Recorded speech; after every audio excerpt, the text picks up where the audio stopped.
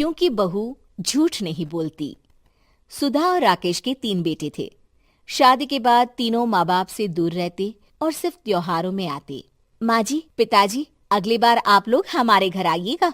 अरे नहीं बहू, सब यही आ जाते हैं तो घर खिला खिला लगता है। हाँ बहू, तू हमेशा बुलाती है तो जरूर आएंगे तेरे पास भी। हाँ हाँ, दीदी का घर बड़ा जो है, सब कुछ आपने शादी के बाद दीदी को ही तो दे दिया था। हमें भी दिया होता तो हम भी बड़ा घर लेते। क्यों सुनील? अरे नहीं नहीं, पापा ने सबको एक बराबर ही दिया है। छोटी बहू, क्या चाहिए तुम्हें, बोलो। वो आपके सोने की चेन वाली घड़ी है ना, वो अगर आप मुझे, तभी वहाँ मजली बहू भी आ जाती है। और मुझे ना आपका मंगलसूत्र कितना लंबा, सुंदर और भारी भी है। अरे हाँ हाँ, तुम दोनों को ही दूंगी बहू, चिंता ना करो। चलो अब खाना लगाओ, खाना खाया जाए। सभी मिलकर खाना खाते हैं कि पड़ोसन आ जाती है। अरे सुधा बहन, थोड़ी चीनी तो देना, घर में शक्कर नहीं है और मेहमान सर पर बैठे हैं। अरे छोटी बहू, चाची को शक्कर तो दे दो।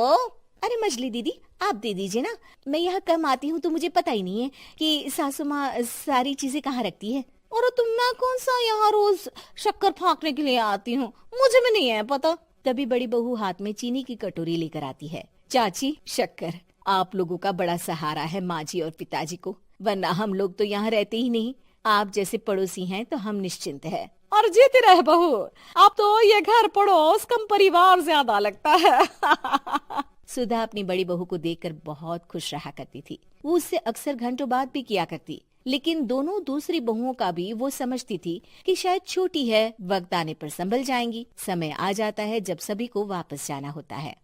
माँ जी, हम लोगों की फ्लाइट पहले है, हमें इजाजत दे। वो सास के गले लगकर चली जाती है। थोड़ी देर बाद छोटी बहू कहती है, माँ जी, मैं ना ये सोफे के कवर और चादरें ले जा रही हूँ, यहाँ तो ऐसी ही पड़ी रहेंगी। हाँ हाँ बहू, ले जा, और कुछ चाहिए तो बोल। और तो चाहिए बहुत कुछ, पर चलिए कोई बात नहीं, अगली बार ले जाऊंगी मैं।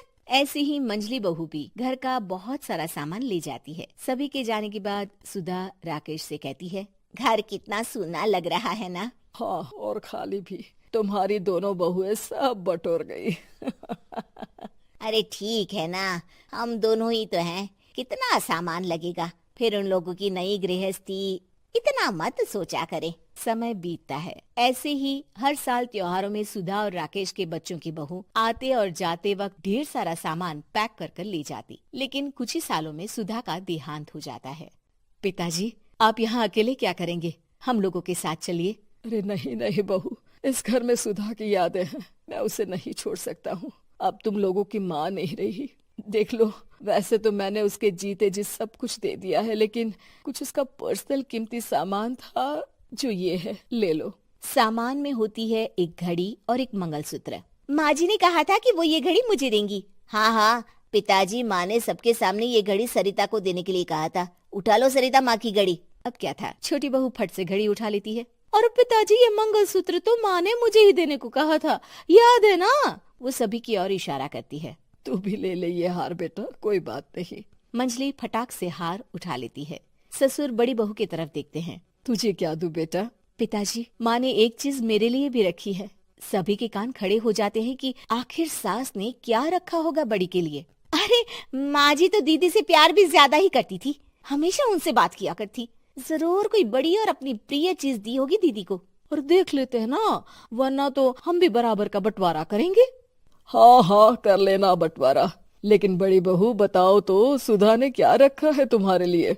अभी तो हम लोग यही हैं पापा जी, जब जाने लगेंगे तो बता दूंगी। बड़ी बहू के मुंह से ये बात सुनकर बाकी दो बहुएं सोचने लगती हैं कि आखिर क्या है जो दीदी को सासू माँ देकर गई हैं। दीदी, ऐसा तो नहीं ना कि पूरे घर का आधा हिस्सा माँ बड़ी भाभी को देकर गई हो? तभी वहाँ ससुर आ जाते हैं। नहीं नहीं, ऐसा कुछ नहीं है। मकान तो तुम तीनों का बराबर से है। देखो, बड़ी बहू से तुम्हारी सास ज्यादा जुड़ी थी, न जाने क्यों घंटों बात किया करती थी। पता नहीं क्या देकर गई है उसे। और ससुर जी, आपको क्या पता, चालाकी से पूरे घर के पेपर में साइन करवा लिए हो, या फिर कोई छुपा गहना। आखिर मकान पूरा तो आपने सासू माँ के नाम ही कर रखा था ना। अब घर में ये सस्पेंस बन जाता है कि आखिर बड़ी बहू क्या लेकर जाएगी। फिर वो दिन भी आ जाता है जब बड़ी बहू के जाने का समय हो जाता है। बेटा, परसों तुम चली जाओगी, बताया नहीं, माँ ने तुम्हें क्या दिया? घड़ी और हार जो बेशकीमती था और तुम्हारी सास को सबसे ज्यादा प्रिय था, उसका तो बंटवारा भी हो चुका है। अब तुम्हारी बारी। हाँ पिताजी, आज मैं ये बात बताने ही वाली थी। माँ ने मुझे उससे भी बेशकीमती चीज दी है और वो है आप।